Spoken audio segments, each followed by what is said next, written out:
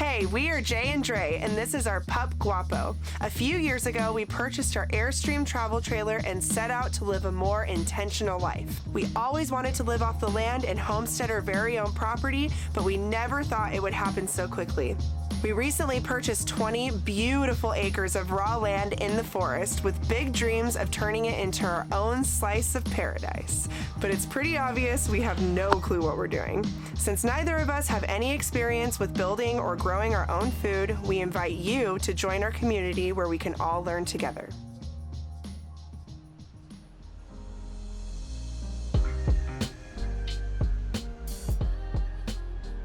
After an 8-hour drive, a couple pit stops, and a lot of anticipation, we have finally made it onto our property. We are so incredibly thankful to finally be here and get to start this new chapter of life. Okay. Oh, good morning. Are we on? We're on. Let's see. Oh, I just look amazing.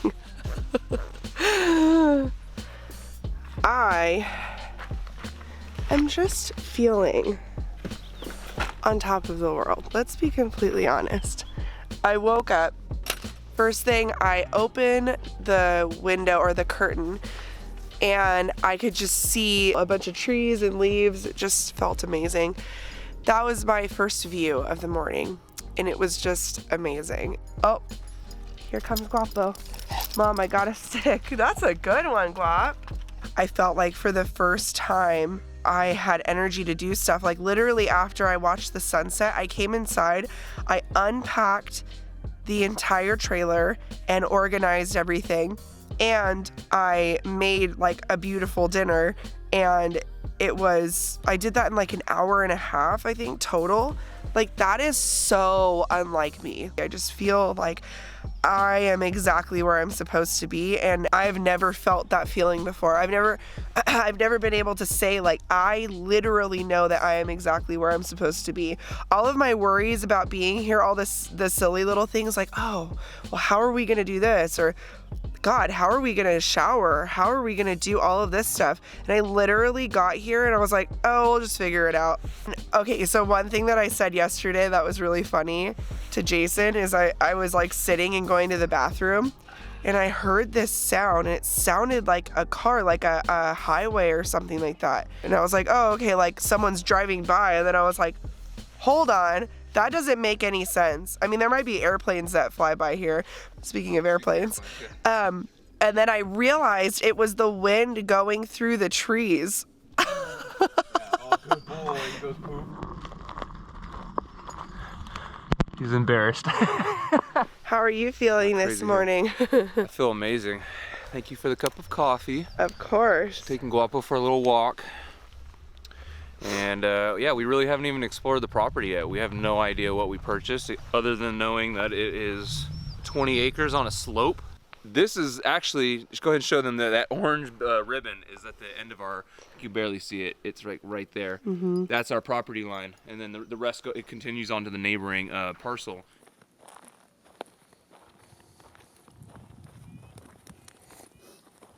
One thing I like about this area, I've noticed, is a lot of these trees that are down or even growing are super straight.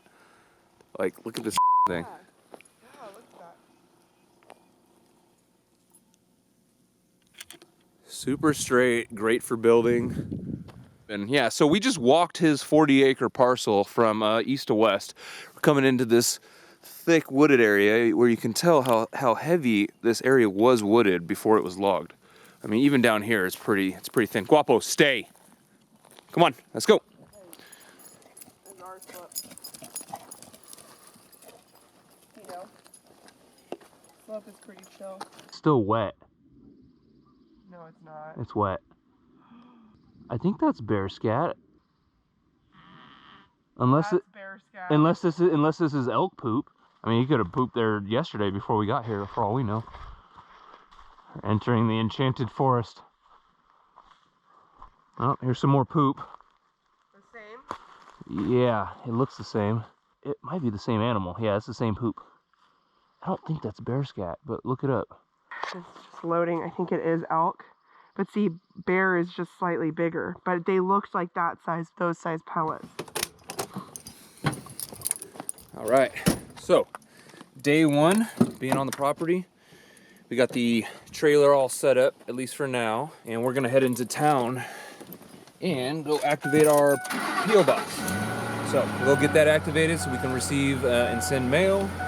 And yeah, we're just gonna run some errands, get some water, fill up our water jugs, and just try to start networking, meeting people, talking to people.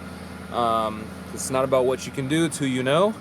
Especially in a small town like this, you know, there's certain equipment and tools that we need to live off grid, and I think it would be wise of us to start making friends with everybody, because you never know who does what or who offers what, you know. I know Guapo's excited. Anytime he's off his leash, he's happy. All right, let's go bye-bye. On the way into town, we got to meet the man our road is named after. His family homesteaded this area in the early 1900s. He was born and raised out here, and he also raised his entire family out here as well. They've lived out here for 50 years off the grid. It was so cool meeting him and his wife. We literally stood there in the road for 3 hours getting to know each other. Our first day on the property is coming to an end. We just got back from running errands in town, and we totally forgot to film anything. Like, we were just too busy just meeting people and checking out the local town and figuring out where to get drinking water and all that fun stuff. So we totally forgot to bring you guys along with us. So of course we'll be going into town a lot, so we'll bring you guys next time. And throughout this channel, we're gonna take our operational security very seriously, and we won't be disclosing any information about where we live or even the surrounding area. Those watching, if you know where we live, shh. And that's because we trust you, so that's why you know that. Anytime we go into town, we'll be blurring out names or any information that could help you weirdos find out where we live. We're kind of right in the middle between the two towns, actually. One direction is a lot farther, has more amenities, more services. One is closer, has less amenities and services, but still has everything we need: gas stations, drinking water, and supplies. So as we take this journey into self-reliance, we do understand that it is almost impossible to be 100% self-sufficient. There will always be something you need. I mean, there's a whole list of things. If you're planning to run your heat and your power and your generator off propane, well, you need a propane company to come and actually fill that tank for you. Even if it's once a year, you still rely on somebody for energy, for some sort of service. Where we're at right now is really rich in Native American history, and you feel it. I mean, you can feel it when you're here. It is very sacred. It's very primitive. It's very wild. I think the loudest thing we've heard so far is an airplane or two going over. That's it. It's funny, so last night after we got settled in and we're getting ready for bed, I came outside to just get some fresh air and check out the stars and just take inventory of where we're at in life, physically and emotionally. But when I stepped outside and I kind of looked back at our trailer and truck, I really realized that, I guess it hit me in that moment that we are out here. We are out here and we're alone. We do have a neighbor. He comes here part-time, but we're full-time residents up here now. Although we get to call it our home, it's not our home. The forest is never your home until you make it your home. We're in their backyard, and there are bears, elk, mule deer. Someone said they saw cougars here.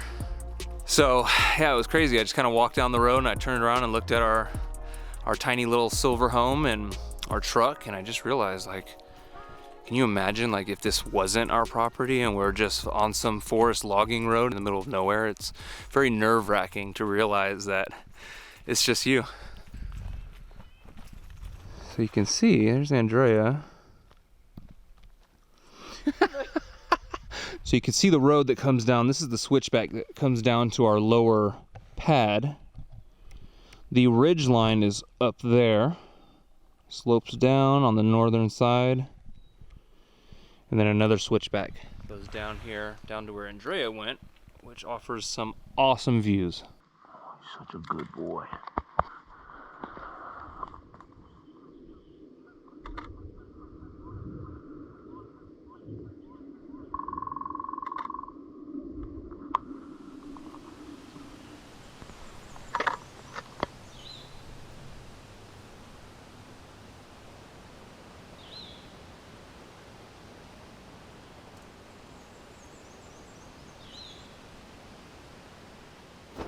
Oh, good morning, everyone. Ah. Well, I mean, it's not really morning that much. It's 9:30. I look so good right now. It is shower day. It's been almost a week of no shower. Jason looks perfect, of course, because he's a boy, and it Boy doesn't. life. Yeah, so fun. Still need a shower though, I ain't gonna lie. Yeah, you need to clean them. You know what I'm saying?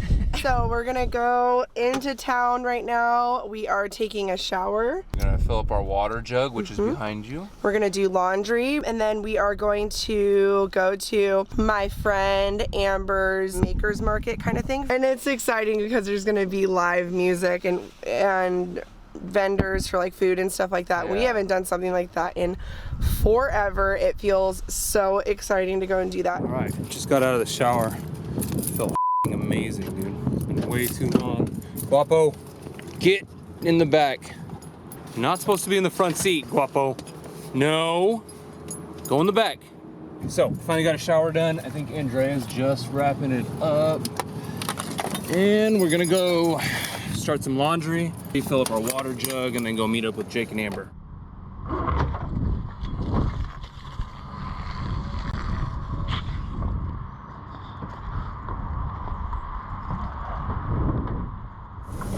Found fresh drinking water. It's our first 55-gallon drum. One step closer to having water on the property. Still a pain in the ass, but this 55 gallons will fill our Airstream fresh tank twice, and then some. So And then some. That's pretty dope. You know, water is really heavy, so this is my first time hauling water, especially in an upright container. So I'm gonna, if you look down here, I just wrapped it around with the strap, two anchor points. And then I'm gonna double up on the top and have it wrapped around and then anchored on both sides again. Hopefully that secures it. I kind of overfilled it, watch, it's gonna overflow. Oh no. At least we know it's maxed out, Yeah. filled to the brim. Okay, 55 gallons. So this is 2 fresh tanks.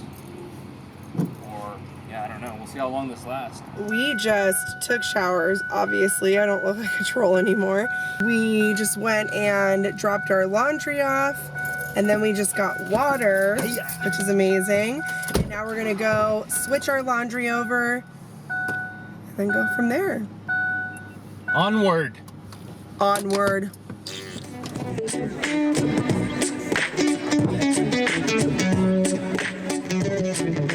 Oh, what are you out filming today? I'm not quite sure yet. Haven't figured it out. I'm just out looking for something to film myself.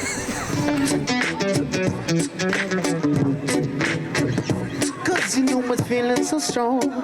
Yes, you wanna carry on. But you know when the place that I come from and where I'm going to belong. But you wanna say that it's true to someone else who was often you. Cause you ain't one that will say we are living on your life today. Cause the sun is shining, but you wanna live. I wanna live the positive, cause all I wanna give you. The sun is shining, cause all I wanna say is today. We're having a good time, like. Bro, I'm hyped. I've never had a photographer friend, bro. Someone who can nerd out on cameras. So hyped. So hyped. It's because is a small pool. I'm a big fish in a small pond, right? That's what my dad says. You can't just be out here and be like, yeah, I'm the picture taker. I'm the best. It's like there's no one else here, so it's pretty easy to be the best. And then all of a sudden we were like waking up at, 11 or, 10 or 11. Guapo. It feels awesome. It feels so good. Oh shit. Or what? I really honestly think loggers came in, logged a bunch of shit, and then they just like, whoever was up here was like, oh, I'm gonna try to burn it as much as I can.